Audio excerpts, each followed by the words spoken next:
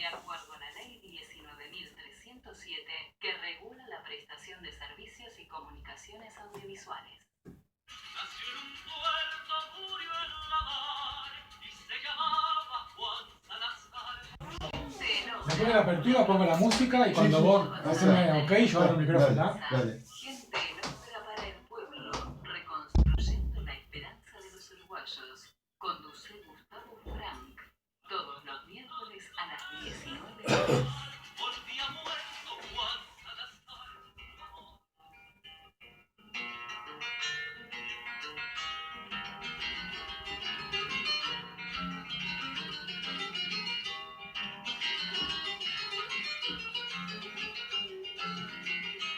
A mí me llaman Peludo y he nacido en Bella Unión.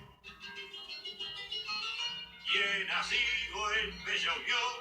Soy uno de los que pudo meterle miedo al patrón.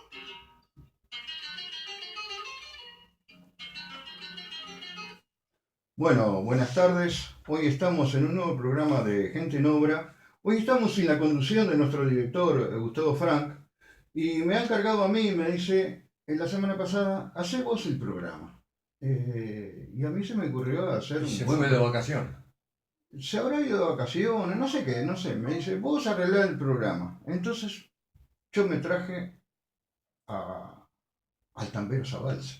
Al Tambero Zabalza. Buen día, buenas tardes, mejor dicho. Buenas tardes, ya. Buenas tardes. Bueno, y vamos a hacer un buen sí. programa hoy. Vamos a decir lo que se tenga que decir, ¿no? Yo pienso que fundamentalmente vamos a resaltar una figura de alguien que poco se nombra y que es el de Raúl Bebe Sendic. Raúl Sendic Antonaccio. Yo digo que todo lo que voy a decir lo podría decir con Gustavo acá perfectamente, está claro, porque...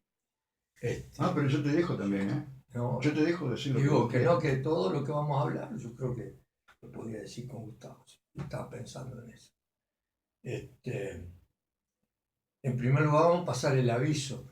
Nosotros somos un grupo de militantes sociales y algunos políticos que nos estamos reuniendo para coordinar las actividades en memoria de Raúl Sendic al cumplirse 30 años de su muerte, ¿no? Ahora el 8 de mayo va a ser 30 años del cortejo a La Teja, al cementerio de La Teja. La fecha de la muerte de Raúl es el 28 de abril, es decir, que domingo 28 de abril se cumplen 30 años. Nos vamos a juntar en el cementerio de La Teja a las 11 de la mañana, donde va a cantar Rubén Olivera y va a recitar algunos poemas suyos, alguno que se refiere a Raúl Sendic, Miguel Ángel Olivera, el Cristo. Ahí es el Cristo. De allí del cementerio vamos a caminar hasta la que queremos nombrar Plaza Raúl Sendic, que hasta hoy se llama con el nombre del traficante de esclavos Samuel Lafone. Y allí vamos a escuchar a algunos compañeros, a Ezequiel Facioli, a Paolo, el gran Paolo, y finalmente la despedida del año 2005 de La Falta y Resto, que van a estar los compañeros de La Falta ya, despedida que se llama En Memoria de Raúl Sendic. Va a estar fabuloso eso, ¿eh? Eso va a estar fabuloso en la esquina de Carlos, sí. Carlos María Ramírez y Heredia. Sí. Bueno, hay abundante locomoción para ir a los que quieran ir. Sí, claro. Ahí es accesible. Y la hora que comienza, porque se hace una marcha del cementerio. A las 11 comenzamos en el cementerio, después que terminemos el cementerio salimos hacia la plaza. Yo digo que 12:30 1. Ahí está, a partir de esa hora los que quieran ir derecho para la plaza también pueden ir. Vamos a estar ahí. Pero es importante ir a la marcha también, Sí, hacer una marcha. Más en estos tiempos que estas marchas son necesarias, ¿no? Y sobre todo es necesario resaltar la figura de Raúl Bebe Sendic, ¿no? Claro. ¿Por qué? Y bueno, podíamos preguntarnos por qué lo acompañó hasta el cementerio de La Teja, hace 30 años lo acompañó la multitud que fue, ¿no? Sí. Es decir, por qué hubo, no sé, 50, 60, 70.000 personas. Todo agraciada, estaba en un momento que cuando llegamos al cementerio, que la gente se agolpó ahí, la columna daba vuelta por agraciada, ¿no? Era bastante grande, era muy grande, mucha gente. Entonces, como la pregunta que hacía Carlos María Gutiérrez, Sí. el compañero periodista fundador de Marcha junto con Quijano, y él hacía esa pregunta, decía, ¿cómo este hombre perseguido y vilipendiado por los grandes medios de comunicación, por la oligarquía y por las Fuerzas Armadas, por toda la clase dominante, cómo este hombre nucleó toda esa cantidad de gente que lo acompañó hasta el cementerio en una muestra de respeto? Para muchos era, además del respeto, un dolor tremendo, pero por lo menos había un respeto, convocaba a la coherencia que había tenido él en la vida, durante la vida, toda su vida. Convocaba a esa multitud. Es decir, Raúl no tuvo dobleces. Sí. Comenzó en el Partido Socialista, en la juventud del Partido Socialista, y luego se fue al campo, o más bien regresó al campo, porque él había nacido en Chamangay, también en una zona rural. Regresó al campo a organizar sindicatos. Militó durante la huelga de los arroceros en la Charqueada, estuvo en las marchas de los arroceros. Después se fue a Paysandú como procurador. Él llegó a dar todos los códigos en la Facultad de Derecho, y por lo tanto todas las materias que tienen código, por lo tanto llegó a tener el título de procurador. Y ahí defendió los sindicatos como el de Norteña, como el de Pailana, y fundó otro, o ayudó a fundar, o estimuló la fundación de otro como la Unión de Remolacheros y Destajistas, la URDE, del Espinillar, hasta que finalmente fue a Bella Unión, cortó caña, juntó peludo, y con ese carisma particular que él tenía, tan especial, logró nuclearlo en el campamento de Itacumbú para reclamar simplemente que le pagaran el salario. No le pagaban. En aquella época, yo creo que en algunos lugares, en el interior profundo, como le gustan decir algunos, también hay gente que no paga salario, o que no paga todos los derechos, o que no los tiene en caja, o que bueno. Hasta el día de hoy hay cositas eso, que uno se va o le dan unos rebencazos, como ha ocurrido en algunos momentos. Es decir, él fue a trabajar con los más humildes, los más desprotegidos. Y ese ejemplo de vida, que después se transformó en acción guerrillera, que lo expresó muscularmente, esas ideas de lucha por el socialismo, por una sociedad socialista, con justicia social, la mantuvo cuando salió de la cárcel. Es decir, cuando salió de la cárcel hubo un montón de reportajes, de entrevistas a la prensa. Él tenía gran dificultad para hablar, porque le habían pegado un plomazo en la mandíbula. Le habían pegado un balazo que le entró por la parte superior, por la mejilla, y le rompió el maxilar Ujú. acá a la derecha, pero que le cortó la lengua. Eso lo operaron y todo, ahí se le pegaron los tejidos.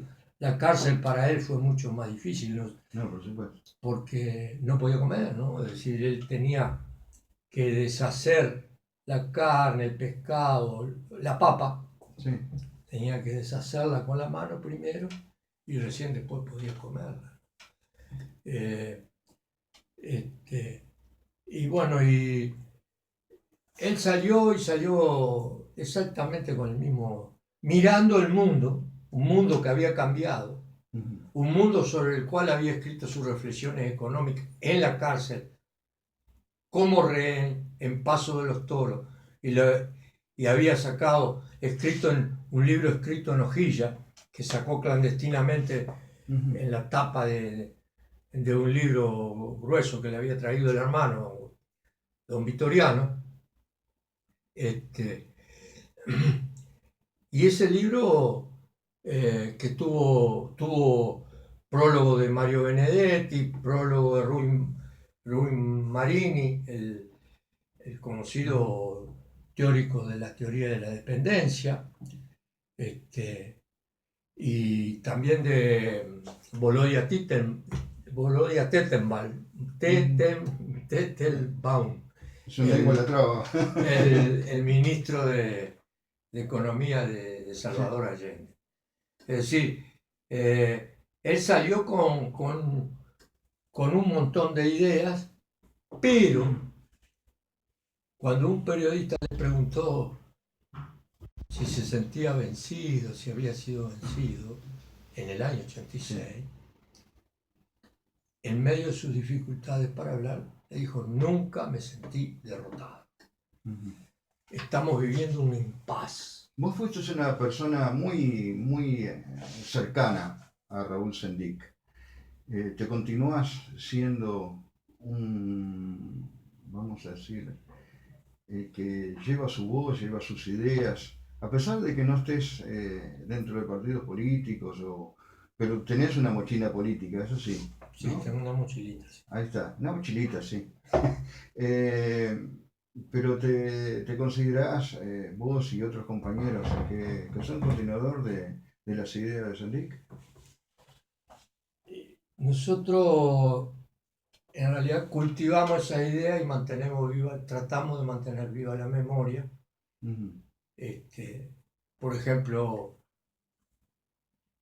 con lo que estamos haciendo ahora y escribiendo, y, Ujú. bueno, y haciendo la propaganda, se han hecho charlas Ujú. en varios lados, se van a hacer alguna otra.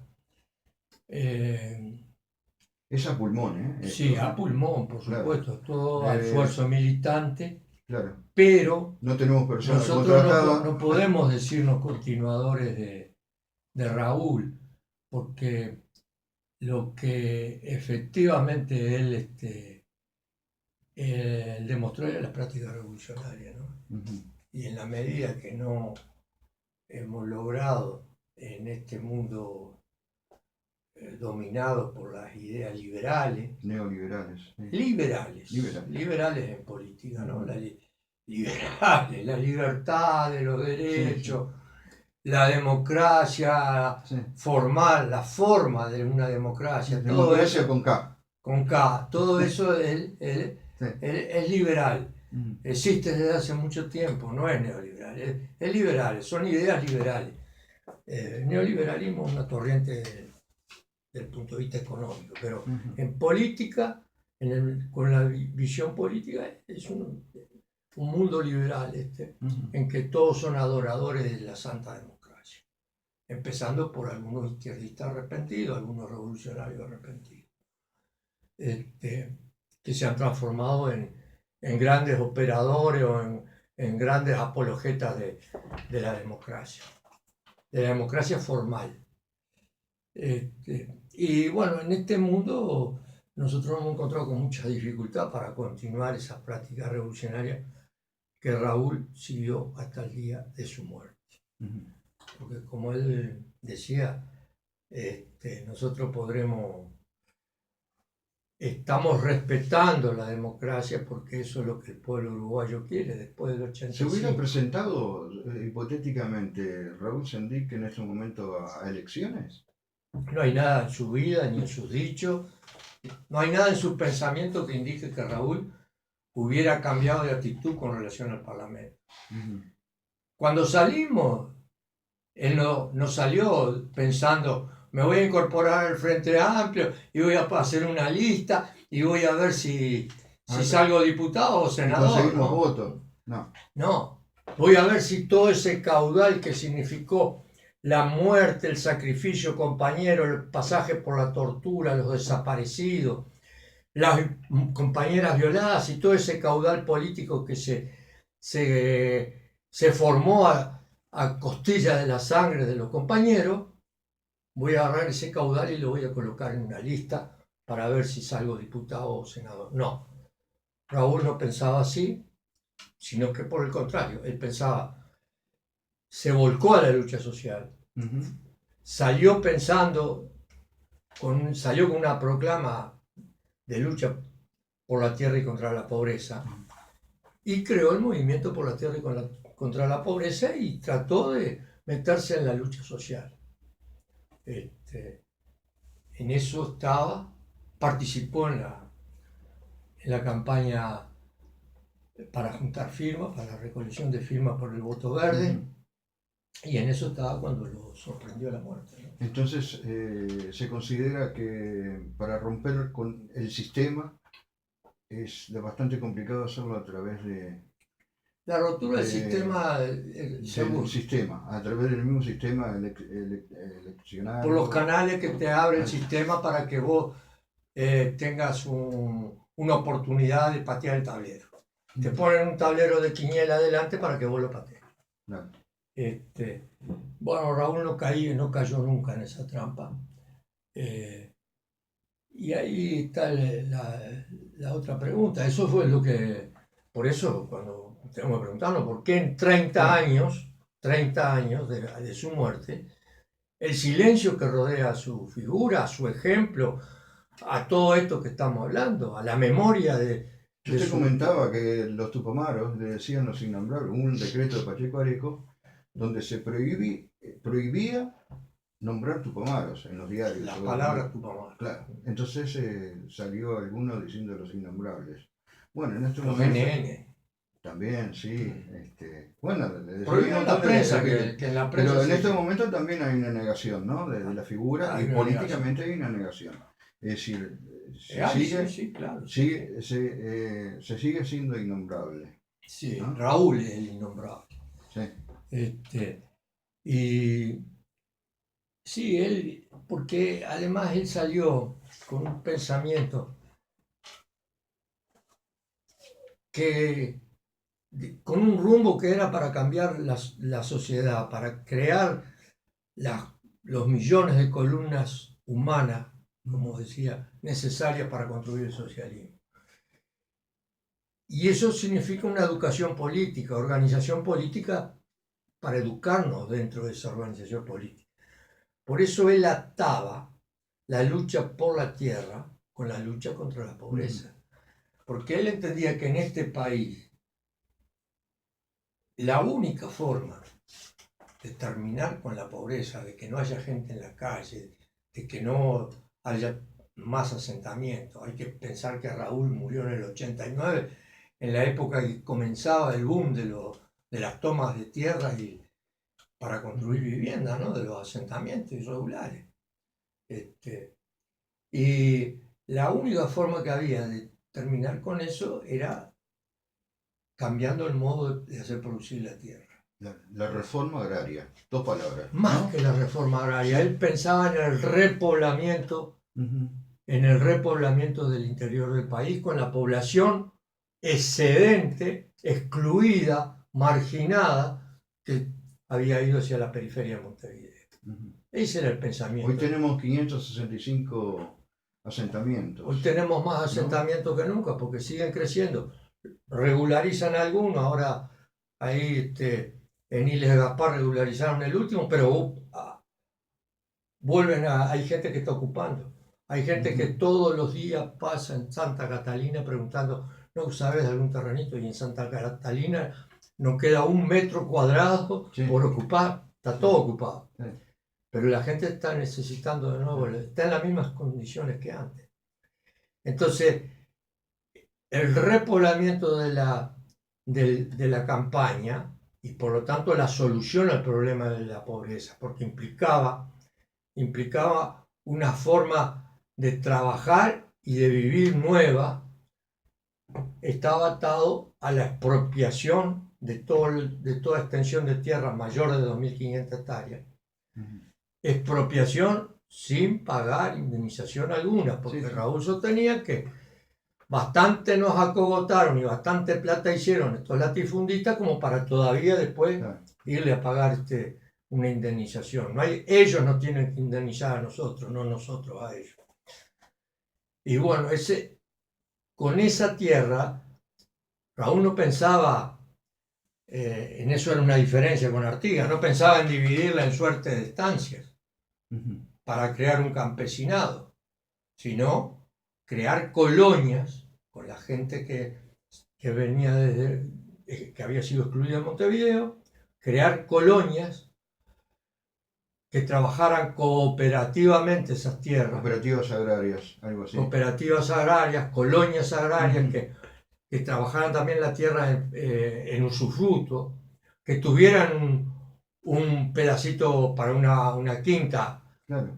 personal, individual, ¿no? Pero en definitiva para que el trabajo, la producción agropecuaria se hiciera de manera cooperativa. Esa era la idea de Raúl, ese era el centro, el eje de Y su así la práctica. gente podría hasta comer casi gratis, es decir, Sí. con el esfuerzo de trabajo. Claro, él planteaba además que... Y darle de comer a los demás, que incluso comercialmente, hasta exportar.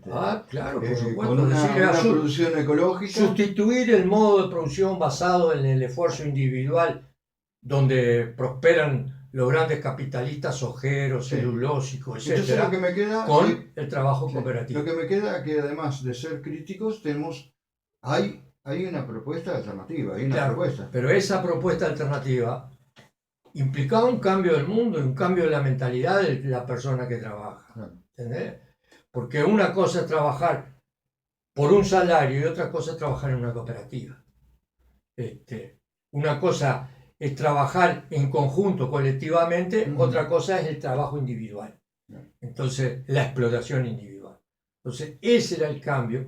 Y por eso Raúl entendía que la creación del movimiento de lucha por la tierra y contra la pobreza era una forma de transitar en esta democracia formal que nos había dejado la dictadura, transitar hacia una propuesta socialista. Porque lo que había era que cambiar la mentalidad de todos nosotros, cambiarnos nosotros para después cambiar el mundo. El Instituto Nacional de Colonización, en estos momentos, Sí, está desalojando colonos. sí, a Zuliani, se ha desalojado toda su vida. Bueno, No entonces, desaloja a los grandes propietarios que ellos... bueno, entonces Pero acá, vamos, además de tener una crítica, tenemos una lucha de proteger a estos productores, ¿no? Los Zuliani, sí. Sí, Sí, está la mesa de colonos que está organizada, donde hay una cantidad de compañeros que apoyan a los colonos y nosotros, bueno, nos hacemos eco de la solidaridad con los Zuliani y estamos a las órdenes para cualquier movilización que haya. Pero la tónica general del Instituto Nacional de Colonización es arrendar tierra, es decir, no son colonos, están pagando un arrendamiento si no hay un resultado. disfrazado de cuota, pero están pagando. Sí. Mientras se paga la renta, mientras el trabajador acceda a la tierra de la cual no es propietario, porque sigue siendo propietaria el Instituto de Colonización, y pague la renta, es una forma de arrendamiento Entonces- disfrazado de política ballista. Sí. Y que eso ha sido la continuidad política, ideológica de José Mujica. Es decir, se ha volcado al trabajo en el Instituto Nacional de colonización, disfrazándolo de reforma agraria. Cuando se cumplieron años del reglamento de tierra de 1815, lo festejaron como diciendo, aquí está el artiguismo, y no estaba el artiguismo, porque en el artiguismo no se pagaba renta. En el artiguismo la propiedad de la tierra que iba a los pequeños propietarios no pagaba tierra. Nos queda un minuto y medio. Sí, Entonces vamos a repetir sí, vamos a repetir la convocatoria. sí, dale. El domingo 28 de abril, en el cementerio de La Teja, a las 11 de la mañana, en memoria de la muerte de Raúl Sendí hace 30 años, vamos a escuchar a Rubén Olivera y a Miguel Ángel Olivera y sus poemas. Luego vamos a ir caminando hacia la esquina de Heredia y Carlos María Ramírez, donde vamos a proponer que en algún momento se llame Plaza Raúl Sendí, para nosotros ya es Plaza Raúl Sendí, y allí vamos a escuchar a La Falta y Resto, a Ezequiel Facioli y al gran Paolo. Bueno, tuvimos la presencia en Gente en Obra de Jorge Tambero Zabalza. Muchas gracias por haber venido. No, los agradecidos somos nosotros, Y bueno, los compañeros del colectivo bueno, que estamos organizando esta bueno, actividad. muchas gracias.